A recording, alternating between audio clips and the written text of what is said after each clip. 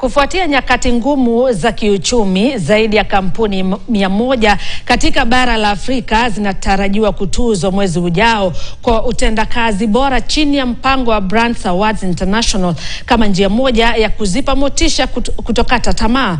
Akizungumza hapa Nairobi, mkurugenzi wa mpango huo Gerard Oundo amesema mataifa 18 ya Afrika yanashiriki kwenye shindano la tuzo hizo zitakazotolewa tarehe 13 mwezi wa December.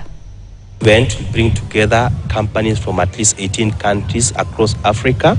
So we normally select these countries throughout the year. It's an annual event. So this process takes about a whole year to identify which are the best firms in various sectors. So this particular year, we already have firms drawn from a motor vehicle industry, the real estate sector.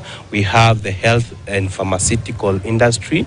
Of course, we have institutions of higher learning, and then we have the manufacturing, among other industries.